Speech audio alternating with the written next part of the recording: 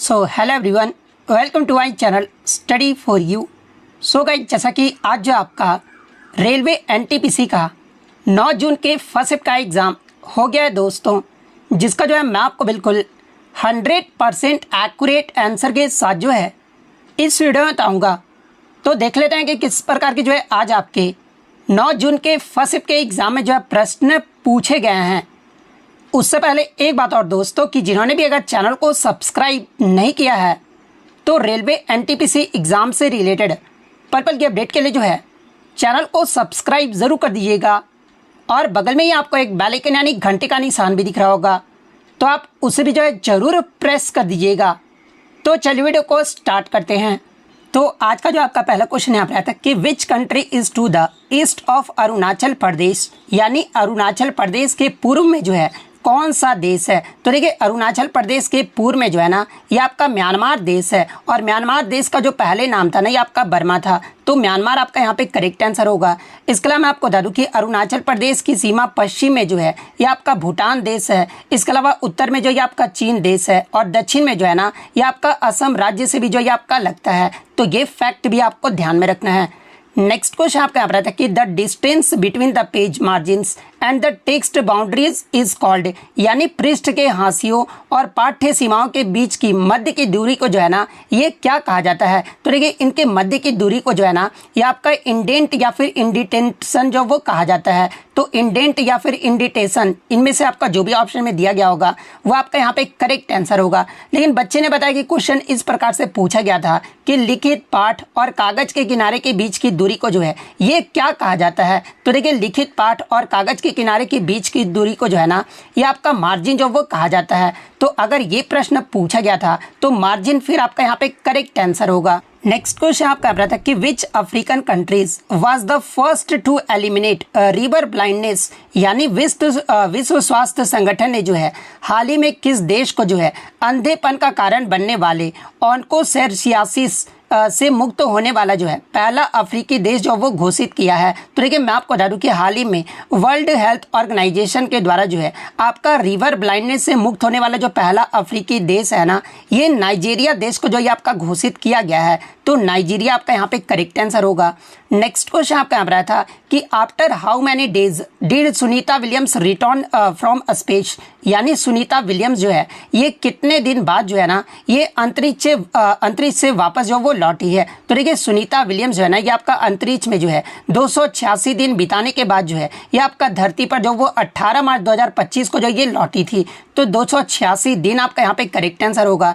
इसके अलावा मैं आपको बता दूं कि इस मिशन की जो शुरुआत है ना ये आपका 8 दिनों के लिए जो वो किया गया था। लेकिन मैं आपको बता दूं कि बोइंग स्टार लाइनर अंतरिक्ष यान में जो है कुछ जटिलताओं के कारण जो है ना इसे आपका जो वो बढ़ा दिया गया है। तो ये पॉइंट भी आप ध्यान में रखिएगा। नेक्स्ट क्वेश्चन आपका यहाँ था कि which of them constitution amendment not amended on DPSP, जहाँ पे ऑप्शन में आपका 42वां, 57वां और 48वां, इसके अलावा 86वां जो वो दिया गया था। इस प्रकार से ऑप्शन जो आपके दिए गए थे, यानी इनमें से कौन सा संविधान संशोधन जो है ना ये आपका डीपीएसपी पर संशोधित नहीं करता है। तो देखिए, सबसे पहले अगर 42वें संविधान संशोधन की बात कर लें तो इसे जो आपका वर्ष 1976 में जो ये आपका किया गया था, और इसी 42वें संविधान संशोधन के द्वारा जो है प्रस्तावना में आपके समाजवादी, धर्मनिरपेक्ष और अखंडता, ये 3 नए शब्द जो है आपके जोड़े गए थे। इसके अलावा मैं आपको बता दूं कि 42वें संविधान संशोधन के तहत ही जो है ये आपके अनुच्छेद 39 से अनुच्छेद 43A, अनुच्छेद 48A सहित कई डीपीएसपी को जो ये आपका जोड़ा गया था। तो ये तो आपका 42वां जो संविधान संशोधन है ये आपका डीपीएसपी से संबंधित है। तो ये वाला ऑप्शन तो आपका नहीं होगा। एक आपका जो 97 संविधान संशोधन जो वो दिया गया था। तो देखिए, ये जो आपका 97 संविधान संशोधन है ना इसे आपका वर्ष 2011 में जो वो किया गया था, और इसके द्वारा संविधान में जो है एक आपका नया अनुच्छेद 43B को जो ये आपका जोड़ा गया था, और ये जो आपका सहकारी समितियों से जो ये आपका संबंधित है। तो ये जो आपका 97 संविधान संशोधन है ये भी आपका डीपीएसपी से संबंधित है। तो ये भी आंसर आपका जो वो नहीं होगा। अगर तीसरे ऑप्शन की बात कर ले तो 48वां संविधान संशोधन जो वो दिया गया था। तो देखिए, ये जो आपका 48वां संविधान संशोधन है ना ये आपका वर्ष 1988 में किया गया था, और इसके द्वारा जो है कुछ महत्वपूर्ण प्रावधानों को जो आपका शामिल किया गया था। लेकिन ये जो आपका 48वां जो संविधान संशोधन है ना ये आपका डीपीएसपी से संबंधित नहीं है। तो 48वां संविधान संशोधन आपका करेक्ट आंसर होगा। नेक्स्ट आपका क्वेश्चन यहाँ पर आया था कि what is the laser frequency of DVD, यानी डीवीडी में जो लेजर की जो आवृत्ति होती है ना, ये लगभग कितना होता है। तो देखिए डीवीडी प्लेयर में लगभग जो आपका फ्रीक्वेंसी है ना, ये आपका 474 टेरा हर्ट्ज होता है। तो 474 टेरा हर्ट्ज आपका करेक्ट आंसर होगा। वहीं अगर वेवलेंथ के बारे में पूछा जाए, यानी तरंग दैर्घ्य जो ये कितना होता है, तो देखिए डीवीडी प्लेयर में जो आपका तरंग दैर्घ्य है ना, ये आपका 650 nm होता है। तो ये फैक्ट भी आपको ध्यान में रखना है। नेक्स्ट आपका क्वेश्चन यहाँ पर आता है कि जब लड़के पंजाब के पारंपरिक लोक नृत्य भांगड़ा नृत्य करते हैं तो लड़कियां अक्सर जो है ये कौन सा नृत्य जो वो करती है। तो देखिए जब लड़के भांगड़ा नृत्य करते हैं ना, तो लड़कियां जो है अक्सर जो है ये आपका गिद्धा नृत्य जो वो करती है। और ये जो आपका भांगड़ा और गिद्धा दोनों ही जो आपके नृत्य है ना, ये पंजाब के जो वो लोक नृत्य है। इसके अलावा जो भांगड़ा है एक आपका पुरुष प्रधान नृत्य है, जबकि गिद्धा की बात कर ले तो ये जो आपका एक महिला प्रधान नृत्य है। और गिद्धा जो अक्सर जो है ये आपके शादियों या फिर अन्य समारोह में जो वो किया जाता है। तो गिद्धा आपका यहाँ पे करेक्ट आंसर होगा। नेक्स्ट आपका क्वेश्चन यहाँ पर आता है कि वैश्विक जलवायु परिवर्तन प्रदर्शन सूचकांक यानी क्लाइमेट चेंज परफॉर्मेंस इंडेक्स 2025 में जो है पहले स्थान पे जो ये आपका कौन सा देश रहा है। देखिए इंग्लिश में लाने के बाद भी बच्चे कमेंट्स करेंगे ना कि सर इंग्लिश में क्वेश्चन लाइए। अब क्या मैं इंग्लिश में आप पूरा लिख दूं तो आपको थोड़ा तो समझ में आना चाहिए ना, इतना तो कम से कम। तो देखिए मैं आपको बता दूं कि वैश्विक जलवायु परिवर्तन प्रदर्शन सूचकांक 2025 में जो पहले स्थान पर देश रहा है ना, ये आपका डेनमार्क देश जो वो रहा है। और डेनमार्क का जो आपका CCPI में जो है आपका स्कोर क्या रहा था, तो ये आपका 78.37 रहा था। तो डेनमार्क आपका करेक्ट आंसर होगा। वहीं दूसरे स्थान पे जो आपका नीदरलैंड्स रहा था। वहीं भारत के स्थान की बात कर ले तो देखिए भारत जो है ये आपका 10वें पायदान पे रहा है। और भारत जो है CCPI इंडेक्स 2025 में जो है कितना स्कोर हासिल किया है, तो ये आपका 67.99 स्कोर जो वो हासिल किया है। तो ये फैक्ट भी आपको ध्यान में रखना है। नेक्स्ट क्वेश्चन आपका आ रहा था कि where was the 13th edition of joint military exercise Agni warrior 2024 a bilateral exercise between the Indian army and the Singapore arm forces held, यानी भारतीय सेना और सिंगापुर सशस्त्र बलों के बीच जो है द्विपक्षीय अभ्यास जो कि आपका संयुक्त सैन्य अभ्यास अग्नि वॉरियर का जो 13वां संस्करण है ना, ये आपका कहाँ पर संपन्न हुआ है। तो देखिए ये जो आपका अग्नि वॉरियर जो आपका युद्ध अभ्यास है, ये आपका किनके मध्य होता है, तो ये आपका भारतीय सेना और सिंगापुर सशस्त्र बलों के मध्य जो है ये एक आपका जो द्विपक्षीय संयुक्त अभ्यास है। और ये जो आपका अग्नि वॉरियर जो आपका 13वां संस्करण है ना, ये आपका 30 नवंबर 2024 को जो है महाराष्ट्र के देवलाली स्थित फील्ड फायरिंग रेंज में इसका आयोजन जो वो किया गया था। तो महाराष्ट्र का देवलाली आपका करेक्ट आंसर होगा। इसके अलावा मैं आपको बता दूं कि ये जो आपका अग्नि वॉरियर है ना, ये आपका 3 दिवसीय जो आपका अभ्यास है जो कि आपका 28 से 30 नवंबर 2024 तक जो है ये आपका आयोजित किया गया था। और ये कौन सा संस्करण रहा था, तो ये आपका 13वां संस्करण रहा था। और आप बताइए कि ये क्वेश्चन मैंने जो करंट अफेयर्स का वीडियो प्रोवाइड किया है उसमें ये मैंने क्वेश्चन इंक्लूड किया था या फिर नहीं। तो जो भी मेरा करंट अफेयर्स का क्वेश्चन देखे होंगे इजिली इस क्वेश्चन को जब वो कर लिए होंगे। तो इसलिए मैं बोल रहा हूँ कि जब भी आपका आगे आने वाले शिफ्टों में एग्जाम है, आप मेरा करंट अफेयर्स का वीडियो जो वो जरूर देख कर जाइएगा। नेक्स्ट आपका क्वेश्चन यहाँ पर आता है कि who led the first tribal revolt against the British exploitation in 1784, यानी 1784 में जो है ब्रिटिश शोषण के खिलाफ प्रथम आदिवासी विद्रोह का जो नेतृत्व है ना, ये किसके द्वारा जो वो किया गया था। हालांकि मैं आपको बता दूं कि इसमें आपका वर्ष जो वो पूछा गया था, तो वर्ष तो आपका 1784 हो जाएगा। और मैं बता दूं कि 1784 में जो है ब्रिटिश शोषण के खिलाफ पहला जो आदिवासी विद्रोह का जो नेतृत्व है ना, ये आपका तिलका मांझी के द्वारा जो वो किया गया था। और इन्हें जो आपका संथाल समुदाय का जो है एक नेता के रूप में भी जो वो जाना जाता है, जो अंग्रेजों के खिलाफ जो है हथियार उठाने वाले पहले आदिवासी भी थे। तो 1784 आपका करेक्ट आंसर होगा। और पूछा जाए कि पहले आदिवासी विद्रोह का जो नेतृत्व है ये किसके द्वारा किया गया था, तो ये आपके तिलका मांझी के द्वारा जो वो किया गया था। इसके अलावा एग्जाम में यहाँ से एक प्रश्न पूछा जाता है कि भारत में सबसे पहला सशस्त्र जनजातीय विद्रोह जो है ये कौन सा हुआ था। तो देखिए इस विद्रोह को जो है ना, ये आपका पहाड़िया विद्रोह के नाम से भी जो वो जाना जाता है। तो ये फैक्ट भी आपको ध्यान में रखना है, जो कि आपका 1784 में हुआ था। नेक्स्ट आपका क्वेश्चन यहाँ पर आया था कि पोषण अभियान को जो है इनमें से कौन सी संस्था जो है ना, ये आपका फंड जो वो दे रही है। जहाँ पे ऑप्शन में आपका WHO यानी वर्ल्ड हेल्थ ऑर्गेनाइजेशन दिया गया था। सेकंड ऑप्शन आपका ADB यानी एशियन डेवलपमेंट बैंक जो वो दिया गया था। तो देखिए मैं आपको बता दूं कि पोषण अभियान की जो शुरुआत है ना, ये आपका माननीय प्रधानमंत्री के द्वारा जो है 8 मार्च 2018 को जो है ये आपके राजस्थान के झुंझुनू जिले से जो वो किया गया था। और देखिए इस अभियान का जो उद्देश्य है ना, ये किशोरियों, इसके अलावा गर्भवती महिलाओं, स्तनपान करने वाली माताओं और 0 से 6 वर्ष की आयु के बच्चों के पोषण के जो है स्तर को जो वो सुधारना है। और इसके अलावा मैं आपको बता दूं कि विश्व बैंक ने जो है यानी वर्ल्ड हेल्थ ऑर्गेनाइजेशन के द्वारा जो है ये आपका पोषण अभियान को समर्थन देने के लिए जो है विशेष रूप से 2018 से 2022 के बीच जो है ना ये आपका वित्तीय और तकनीकी सहायता जो वो प्रदान किया गया था। तो विश्व बैंक आपका यहाँ पे करेक्ट आंसर होगा। इसके अलावा अगर ऑप्शन के अकॉर्डिंग बात कर ले तो देखिए जो आपका विश्व बैंक जो है आपका यहाँ पे करेक्ट आंसर होगा। नेक्स्ट अगर बात कर ले, क्वेश्चन यहाँ पर आया था कि 2024 में भगवान बिरसा मुंडा की 150वीं जयंती के अवसर पर जो है किस विशेष दिवस का आयोजन जो वो किया गया था। तो देखिए भगवान बिरसा मुंडा की 150वीं जयंती के उपलक्ष्य में जो है ना देश भर में 15 नवंबर को जो है ये आपका जनजातीय गौरव दिवस जो है ये आपका मनाया गया था। तो जनजातीय गौरव दिवस आपका करेक्ट आंसर होगा। इसके अलावा मैं आपको बता दूं कि भारत सरकार के द्वारा जो है वर्ष 2021 में जो है ना आज़ादी के अमृत महोत्सव के दौरान जो है प्रत्येक वर्ष 15 नवंबर को जो है जनजातीय गौरव दिवस के रूप में जो है मनाने की घोषणा जो वो किया गया था। तो ये पॉइंट भी आप ध्यान में रखिएगा। इसके अलावा अगर भगवान बिरसा मुंडा की बात कर ले तो देखिए इनका जो जन्म है ना ये आपका 1875 में जो है ये आपका वर्तमान में झारखंड के जो है खूंटी जिले के उल्हाती गांव में जो इनका जन्म हुआ था। और इनके बचपन का जो नाम था ना ये आपका दाऊद मुंडा था। तो ये पॉइंट भी आप ध्यान में रखिएगा। और ये जो है किस जनजाति से संबंधित है तो देखिए ये जो आपके छोटा नागपुर पठार क्षेत्र की जो है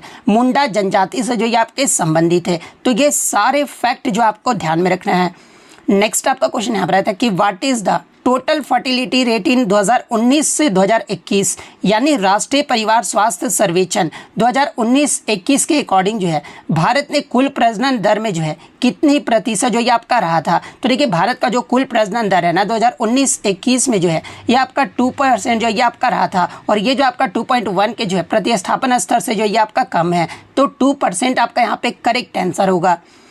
नेक्स्ट आपका क्वेश्चन यहाँ पर आता है कि when a new territory joins a country like new state is added to the country then who cares about its citizenship यानी जब कोई नया क्षेत्र किसी देश से जुड़ता है, जैसे देश में एक नया राज्य जुड़ जाता है तो उसकी जो नागरिकता की परवाह है ना ये किसके द्वारा जो वो किया जाता है। तो देखिए मैं आपको बता दूं कि जब भी कोई क्षेत्र किसी देश में आपका शामिल होता है तो नागरिकता के लिए जो है ना ये आपका जो जिम्मेदार होते हैं ये आपके सेंट्रल गवर्नमेंट या फिर आपके रेलिवेंट अथॉरिटी यानी आपके केंद्रीय सरकार या फिर संबंधित प्राधिकारी जो ये जिम्मेदार होते हैं। तो ऑप्शन में आपका सेंट्रल गवर्नमेंट जो वो दिया गया था। तो सेंट्रल गवर्नमेंट आपका करेक्ट आंसर होगा। नेक्स्ट आपका क्वेश्चन यहाँ पर आता है कि the theme of the expo 2025 in Osaka Japan is यानी आपका विश्व एक्सपो 2025 जो कि आपका 13 अप्रैल 2025 से जो है 13 अक्टूबर 2025 तक जो है ये आपके जापान के ओसाका में आयोजित किया गया था। और इसका जो थीम है ना यानी विषय जो है ये क्या रहा था। तो देखिए मैं आपको बता दूं कि विश्व एक्सपो 2025 का जो थीम है ना ये आपका designing future society for our lives यानी अगर हिंदी में बात कर ले हमारी जीवन के लिए जो है भावी समाज का डिजाइन करना, ये जो आपका थीम जो वो रहा था। तो ये वाला ऑप्शन आपका करेक्ट आंसर होगा। नेक्स्ट आपका क्वेश्चन यहाँ पर आया था कि याहा सिर हिंदी जो तारिक ए मुबारक शाही के लेखक थे, इन्होंने अपनी पुस्तक में जो है किस वंश के संस्थापक को जो है ये आपका पैगंबर मोहम्मद का वंशज जो वो बताया था। तो इन्होंने अपने पुस्तक में जो है पैगंबर मोहम्मद का जो वंशज है ना ये सैयद वंश के संस्थापक को जो वो बताए थे। तो सैयद वंश आपका करेक्ट आंसर होगा। नेक्स्ट आपका क्वेश्चन यहाँ पर आया था कि Jarawa tribe of Andaman called their home by which name यानी अंडमान की जो जारवा जनजाति है ना ये जो अपने घर को जो है किस नाम से जो वो पुकारते हैं। तो देखिए अंडमान की जो जारवा जनजाति है ना ये अपने घर को जो है ये आपके चड्डा के नाम से जो वो पुकारते हैं। तो चड्डा आपका यहाँ पे करेक्ट आंसर होगा। नेक्स्ट क्वेश्चन आपका रहा था कि हाल ही में किस बैंक ने जो है 90वीं वर्षगांठ समारोह को जो है ये आपका संबोधित जो वो किया है। तो देखिए मैं आपको बता दूं कि देश की केंद्रीय बैंकिंग संस्था भारतीय रिजर्व बैंक यानी आरबीआई ने जो है ना 1 अप्रैल 2024 को जो है अपना 90वां वर्ष में जो वो प्रवेश किया है और इन्होंने अपना 90वां वर्षगांठ जो वो मनाया है। तो आरबीआई आपका यहाँ पे करेक्ट आंसर होगा। इसके अलावा मैं आपको बता दूं कि एग्जाम में यहाँ से पूछा जाएगा कि आरबीआई के द्वारा अपनी जो 90वीं जो वर्षगांठ मनाई गई है ना ये कहाँ पर मनाया गया था। तो ये आपका मुंबई में जो वो मनाया गया था। तो ये फैक्ट भी आपको ध्यान में रखना है। नेक्स्ट आपका क्वेश्चन यहाँ पर आता है कि when did the Chuar rebellion takes place, यानी चुआर विद्रोह जो ये कब हुआ था। तो देखिए चुआर विद्रोह जो है ना ये आपका 1798 से 99 के मध्य हुआ था। तो 1798-99 आपका करेक्ट आंसर होगा। नेक्स्ट आपका क्वेश्चन यहाँ पर आया था कि how many islands are there in Andaman and Nicobar islands, यानी अंडमान और निकोबार में जो है ये आपके कितने द्वीप हैं। तो देखिए अंडमान और निकोबार द्वीप समूह में जो है आपके लगभग 572 द्वीप हैं, जिनमें से सिर्फ 38 पर जो है ना ये आपके अस्थायी रूप से लोग जो वो रहते हैं। और ये जो द्वीप है ना ये आपके दो प्रमुख द्वीप समूह से जो आपका मिलकर बना है। और वो दो प्रमुख द्वीप समूह कौन कौन से हैं, तो पहला आपका अंडमान द्वीप समूह है और दूसरा आपका निकोबार द्वीप समूह है। तो 572 द्वीप आपका करेक्ट आंसर होगा। नेक्स्ट आपका क्वेश्चन यहाँ पर आता है कि 71वें संविधान संशोधन में जो है 8वीं अनुसूची में जो है ना कौन सी भाषा को जो ये आपका जोड़ा गया था। तो देखिए 71वां जो संविधान संशोधन हुआ था ये आपका वर्ष 1992 में हुआ था। और इस संविधान संशोधन के तहत जो है 8वीं अनुसूची में कोंकणी, मणिपुरी और नेपाली भाषा को जो ये जोड़ा गया था। तो कोंकणी, मणिपुरी और नेपाली आपका करेक्ट आंसर होगा। इसके अलावा मैं आपको बता दूं कि मूल संविधान में 8वीं अनुसूची में जो है ना ये आपके 14 भाषाओं को मान्यता जो वो दिया गया था। इसके अलावा 21वें संविधान संशोधन अधिनियम जो कि आपका वर्ष 1967 में हुआ था और इसके संविधान संशोधन के द्वारा जो है हमारे संविधान सिंधी भाषा को जो ये आपका जोड़ा गया था। तो ये पॉइंट भी आप ध्यान में रखिएगा। 71वां वाला तो मैंने आपको बता दिया। 92वें संविधान संशोधन अधिनियम जो कि आपका 2003 में हुआ था और इसके द्वारा जो है 8वीं अनुसूची में जो है आपके मैथिली, बोडो, संथाली और डोगरी को जो है आपका 8वीं अनुसूची में शामिल किया गया था। और वर्तमान में जो आपके 8वीं अनुसूची में 22 भाषाओं को मान्यता जो वो दिया गया है। तो ये फैक्ट भी आपको ध्यान में रखना है। नेक्स्ट आपका क्वेश्चन यहाँ पर आता है कि CO2 के 2 मोल में जो है ना यहाँ पर परमाणु की संख्या कितनी होती है। यहाँ पे मोल कर लीजिएगा, ठीक है। यहाँ पे गलती से टाइपिंग हो गया, ठीक है। तो देखिए CO2 के एक अणु में जो है आपके 3 परमाणु होते हैं, जिसमें 1 कार्बन और 2 ऑक्सीजन होते हैं।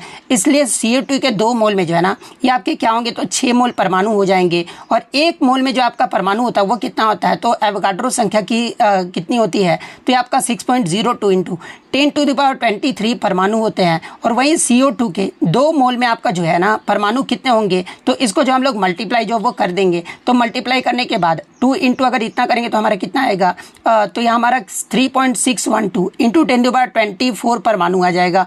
तो ये वाला ऑप्शन आपका यहाँ पे करेक्ट आंसर होगा। यहाँ पे 2 से नहीं 6 से मल्टीप्लाई करेंगे, क्योंकि आप अगर आपका 3 परमाणु, एक अणु में आपका 3 परमाणु हो रहा है तो 2 मोल में आपका कितना होता है, तो 6 मोल परमाणु होगा। इसलिए हम लोग 6 से मल्टीप्लाई करेंगे। तो ये वाला ऑप्शन आपका करेक्ट आंसर होगा।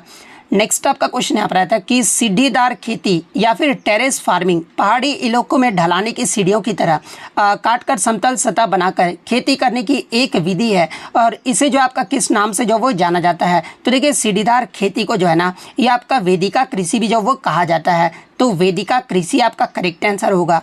नेक्स्ट आपका क्वेश्चन यहाँ पर आता है कि which of the following is a non vocal form of classical dance, यानी निम्नलिखित में से कौन जो है शास्त्रीय नृत्य का गैर मुखर रूप जो वो है। तो देखिए ये जो आपका भरतनाट्यम शास्त्रीय नृत्य है ना एक आपका जो है गैर मुखर रूप है। तो भरतनाट्यम ऑप्शन में दिया गया था, तो भरतनाट्यम आपका यहाँ पे करेक्ट आंसर होगा। और देखिए ये जो आपका भरतनाट्यम है ना ये आपका तमिलनाडु राज्य का जो है एक शास्त्रीय नृत्य भी है। तो ये फैक्ट भी आप ध्यान में रखिएगा।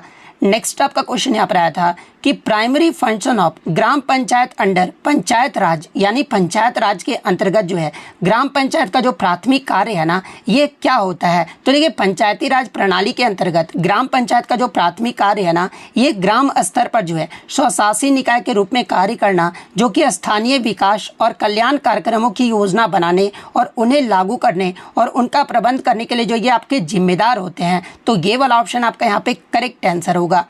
नेक्स्ट आपका क्वेश्चन यहाँ पर आता है कि characteristics of artificially created elements, जहाँ पे ऑप्शन आपका दिया गया था short lived, long lived, more stable, found in all groups, ये जो आपका दिया गया था यानी कृत्रिम रूप से बनाए गए तत्वों की जो है विशेषता के बारे में जो वो बताना था। तो देखिए मैं आपको बता दूं कि कृत्रिम रूप से निर्मित तत्व जिन्हें जो आपका ट्रांस यूरेनिक तत्व भी जो वो कहा जाता है, और ये जो आपके आमतौर पर जो है ना ये आपके रेडियोधर्मी और अल्पकालिक जो वो होते हैं। तो ऑप्शन में आपका शॉर्ट लिव्ड दिया गया था, तो radio active and short lived आपका करेक्ट आंसर होगा।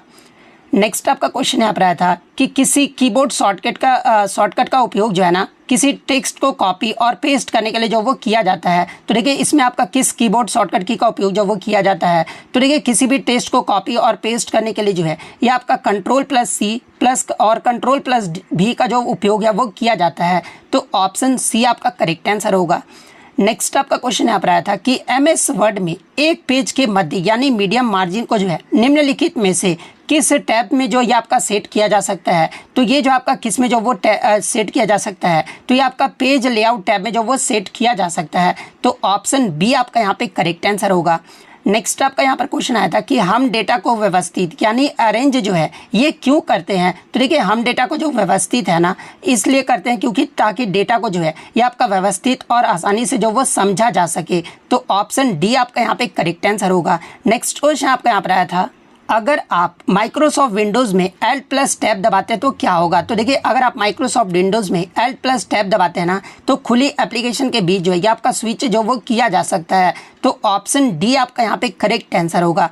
नेक्स्ट आपका क्वेश्चन यहाँ पर आया था कि भोलेनाथ तिवारी जो है निम्नलिखित में से जो है ये आपके किस विद्रोह से संबंधित स्वतंत्रता सेनानी थे। तो देखिए भोलेनाथ तिवारी की बात कर ले तो ये जो आपके 1857 के सिपाही विद्रोह के जो ये आपके स्वतंत्रता सेनानी थे। तो ऑप्शन सी 1857 का सिपाही विद्रोह आपका करेक्ट आंसर होगा।